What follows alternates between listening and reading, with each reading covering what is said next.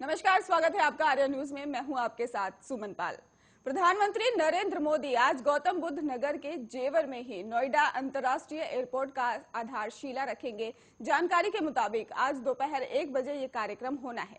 वहीं इसी के साथ ही उत्तर प्रदेश के 5 अंतर्राष्ट्रीय एयरपोर्ट वाला पहला राज्य बन जाएगा।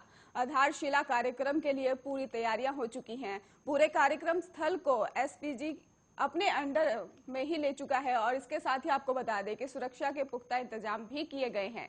साथ ही भव्य तरीके से मंच को सजाया भी गया है। मंच को सजाने में 20 क्विंटल फूलों की लड़ियों का इस्तेमाल किया गया है ताकि मंच को भव्य और खूबसूरत बनाया जा सके।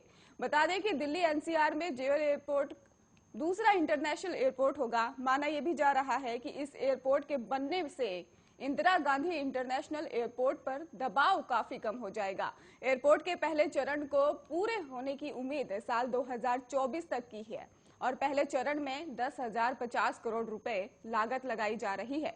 वहीं बताया यह भी जा रहा है कि पहले चरण के पूरे होने पर एयरपोर्ट की सालाना क्षमता 1.2 करोड़ यात्रियों की हो सकती है।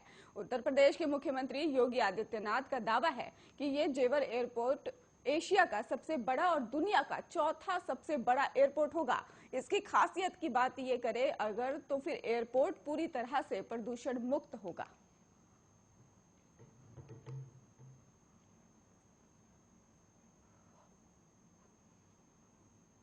प्रधानमंत्री नरेंद्र मोदी 6 दिसंबर को बेंगलुरु में doctor B R. Ambedkar School of Economics विश्वविद्यालय के नए परिसर का उद्घाटन करेंगे।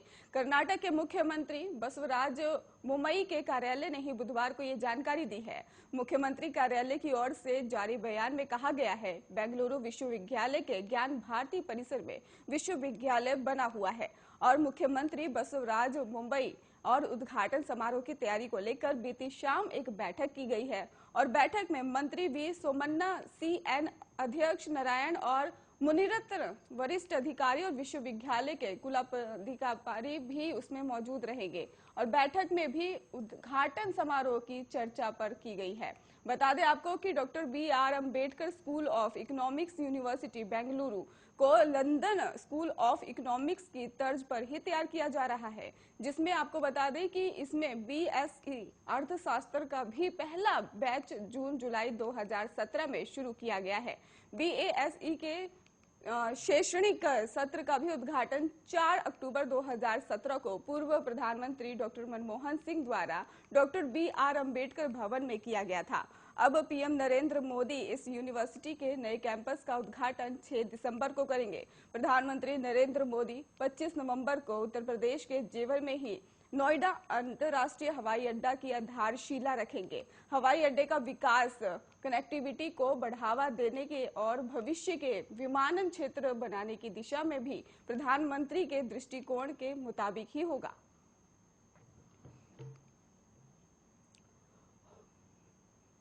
कांग्रेस अध्यक्ष सोनिया गांधी आज संसद के आगामी शीतकालीन सत्र में सरकार को घेरने के लिए लोकसभा और राज्यसभा में पार्टी के वरिष्ठ सांसदों के साथ बैठक करेंगी। संसद में किन मुद्दों पर उठाना है और मोदी सरकार को घेरने की रणनीति पर चर्चा होगी। सूत्रों की माने तो किसानों के मुद्दे और महंगाई समेत करीब 15-16 मुद्दे हैं जो कांग्रेस संसद में शीतकालीन सत्र में उठाएंगी। कुछ दिन पहले ही कांग्रेस अध्यक्ष सोनिया गांधी के साथ पार्टी नेताओं की वर्चुअल मीटिंग भी हुई थी और उसमें कहा गया था कि संसद में इस बार महंगाई, पेगासस, बेरोजगारी, चीन का मुद्दा और कोविड जैसे मामलों पर मोदी सरकार को घेरने की कोशिश की गई है। और आपको बता दें कि इसके साथ ही उन्होंने कहा है कि जानकारी ये भी है, बैठक शाम 4 बजे होगी और इस बैठक में कांग्रेस के बड़े दिग्गज नेता भी शामिल होंगे। माना जा रहा है कि सोनिया गांधी नेताओं को निर्देश देंगी कि कैसे ज्यादा से ज्यादा मुद्दों को सत्र में उठाया जाए और सरकार को जवाब देने के लिए भी मजबूर किया जाए। 29 नवंबर शुरू हो रहे संसद में ही शीतकालीन सत्र को लेकर कांग्रेस सरकार के खिलाफ काफी मुखर दिखाई दे रही है। कृषि कानूनों की वापसी के ऐलान के बाद से ही विपक्षी पार्टियां केंद्र सरकार पर पूरी तरह से हमलावर है। ऐसे में माना जा रहा है कि शीतकालीन सत्र काफी हंगामेदार रह सकता है। सत्र की शुरुआत से पहले ही 28 नवंबर को एक सर्वदलीय बैठक बुलाई गई है। इसके अलावा राज्यसभा अध्यक्ष और उपराष्ट्रपति वेंकैया नायडू ने भी 28 नवंबर को पार्टी के नेताओं की मीटिंग बुलाई है। इस बैठक में भी सदन को सुचारू रूप से चलाने और कामकाज को लेकर चर्चा की जाएगी। आपको बता दें कि सत्र में ही ज्यादा से ज्यादा बिल पास करवाए जाएं और अधिक से अधिक काम हो सके, इसके लिए भी सरकार अपनी कमर कस चुकी है।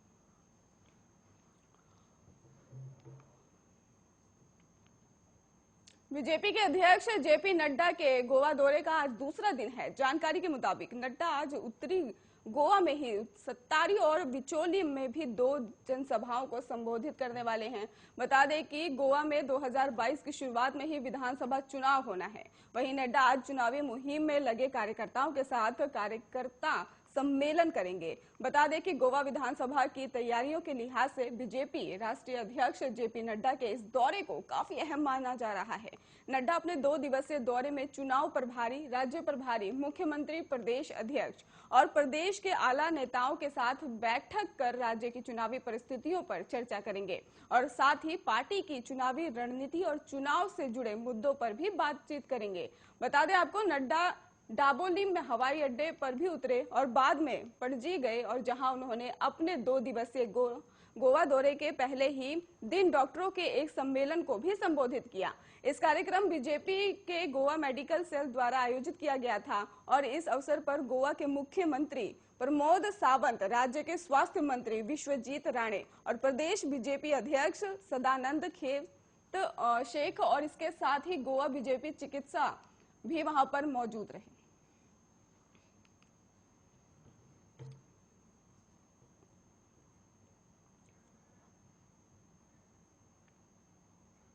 कृषि कानूनों की वापसी के ऐलान के बावजूद किसानों का आंदोलन अभी खत्म नहीं हुआ है। दिल्ली बॉर्डर पर एक बार फिर किसानों को जमावड़ा जो है वो शुरू हो चुका है। बड़ी संख्या में किसान सड़कों पर जुट गए हैं। हालांकि केंद्रीय मंत्रिमंडल ने 3 कृषि कानूनों को निरस्त करने संबंधी विधेयक को बुधवार को मंजूरी दे दी है। संसद के शीतकालीन सत्र के दौरान ही 3 कृषि कानूनों को निरस्त करने से संबंधित विधेयक पेश किए जाने के लिए भी सूचीबद्ध है। भारतीय किसान यूनियन के नेता राकेश टिकैत ने बुधवार को कहा कि कृषि कानूनों के खिलाफ चल रहा किसानों का आंदोलन अभी खत्म नहीं होगा और आगे की रूपरेखा 27 नवंबर को तय की जाएगी। टिकैत ने कहा कि किसानों की आय दोगुनी करने के लिए भी केंद्र सरकार के दावों को लेकर भी प्रदर्शनकारी उससे सवाल करेंगे। टिकैत ने ट्वीट करते हुए कहा है कि आंदोलन अभी खत्म नहीं होगा। 27 नवंबर को हमारी बैठक है और जिसके बाद हम आगे के निर्णय लेंगे।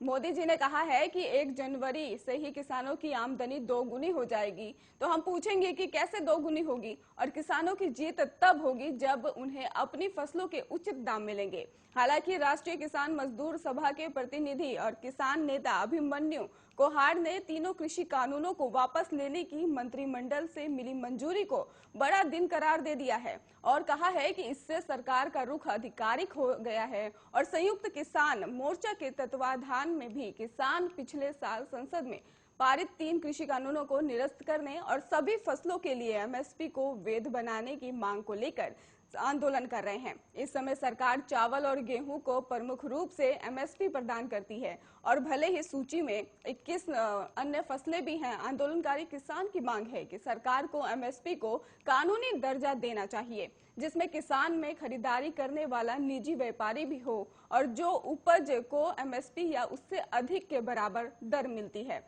किसान को एमएसपी से नीचे भुगतान करने वाले को कानूनी सजा दी जाएगी।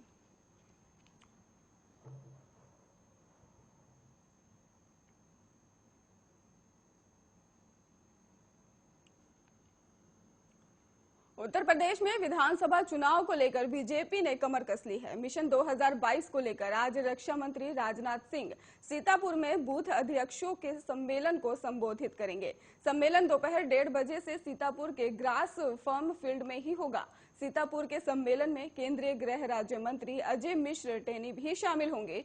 गौरतलब ये भी है कि राजनाथ काशी और अवध क्षेत्र के प्रभारी बनाए गए हैं और इस सम्मेलन में ही अवध क्षेत्र के संगठन के लिहाज से 15 जिलों से करीब 37,000 बूथ अध्यक्ष जुटेंगे और सम्मेलन में केंद्रीय रक्षा मंत्री राजनाथ सिंह के अलावा deputy CM doctor Dinesh Sharma, केंद्रीय गृह राज्य मंत्री अजय मिश्र टेनी, योगी सरकार के मंत्री रमापति शास्त्री समेत इस क्षेत्र के तमाम मंत्री विधायक भी मौजूद रहेंगे। सम्मेलन में अवध क्षेत्र के सीटों पर बातचीत की जाएगी और जिन सीटों पर 2017 में कमल नहीं खिला है और उन सीटों के लिए भी अलग एक रणनीति तैयार की जाएगी। आपको बता दें कि अवध क्षेत्र में बीजेपी के 15 संगठनात्मक जिले आते हैं और इस क्षेत्र में कुल 82 विधानसभा सीटें हैं। साल 2017 में बीजेपी के इनमें से आपको बता दें कि 67 सीटें ही जीत हासिल कर पाई थी और पूरे अवध क्षेत्र में बीजेपी के 377 मंडल और करीब 37,000 बूथ हैं।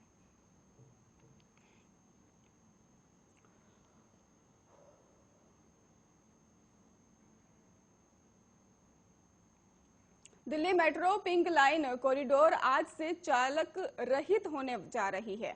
आपको बता दें कि सुबह 11:30 बजे केंद्रीय आवास और शहरी कार्य मंत्री हरदीप सिंह पुरी और दिल्ली के परिवहन मंत्री ड्राइवरलेस मेट्रो की हरी झंडी दिखाना शुरू करेंगे और दिल्ली मेट्रो की मैजेंटा लाइन पर भारत की पहली ड्राइवरलेस ट्रेन की परिचालन का उद्घाटन पिछले साल 28 दिसंबर को प्रधानमंत्री नरेंद्र मोदी ने किया था और उन्होंने कहा था कि उनकी सरकार ने अपने पूर्ववर्तियों के विपरीत बढ़ते शहरीकरण को एक अवसर के रूप में लिया और मेट्रो ट्रेन सेवाओं को वर्तमान 18 से 2025 तक और 25 शहरों में विस्तारित किए जाने पर जोर दिया था। आपको बता दें कि डीएमआरसी के अधिकारी ने तब कहा था कि मजलिस पार्क से ही शिव विहार और फैली पिंक पर भी 2021 के मध्य तक चालक रहित परिचालन किया जाएगा। हालांकि कोविड-19 वैश्विक महामारी ने दिल्ली मेट्रो के परिचालन को बुरी तरह से प्रभावित किया था और वहीं डीएमआरसी का नेटवर्क वर्तमान में ही 200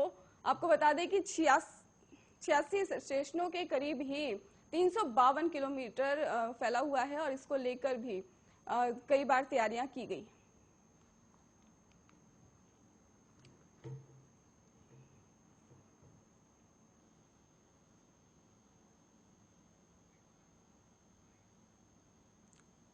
मध्य प्रदेश में अगले विधानसभा चुनाव में अब 2 साल ही बचे हैं और बीजेपी ने इसके लिए अभी से तैयारियां शुरू कर दी हैं। भोपाल में विधायकों की 2 दिन में से बैठक हो रही है जिनमें संगठन के सभी बड़े नेता शामिल होंगे और इन बैठकों का मकसद जमीनी स्तर पर पार्टी कहां खड़ी है और इस बारे में विधायकों से फीडबैक लेना है और सरकार के कामकाज की समीक्षा करना भी है। बीजेपी विधायक की ये बैठक उस वक्त हो रही है जब मुख्यमंत्री अपनी पारिवारिक यात्रा पर दक्षिण दौरे पर निकले हुए हैं। कुछ दिनों पूर्व जब बीजेपी के प्रदेश प्रमुख वीडी शर्मा दिल्ली में ही पार्टी के राष्ट्रीय अध्यक्ष जेपी नड्डा से मिले थे तभी इन बैठकों की इबारत लिखी गई थी और वीडी शर्मा से कहा गया था कि विधायकों से सीधा संवाद कर उनका फीडबैक लीजिए और संगठन को अवगत कराइए। इसलिए विधायक दल इस बैठक से संभवतः शिवराज सिंह चौहान को दूर रखा गया और इन बैठकों में राष्ट्रीय सह संगठन महामंत्री शिव प्रकाश और प्रदेश प्रभारी मुरलीधर राव और संगठन मंत्री सुहास भगत विधायकों से सीधे चर्चा करेंगे। समझा जा सकता है कि इन बैठकों से निकलने वाले निष्कर्षों में ही और आने वाले वक्त में ही शिवराज सिंह चौहान सरकार और संगठन का एजेंडा तय करेंगे। खबरों का सिलसिला लगातार जारी है, आप जुड़े रहिए आर्य न्यूज के साथ।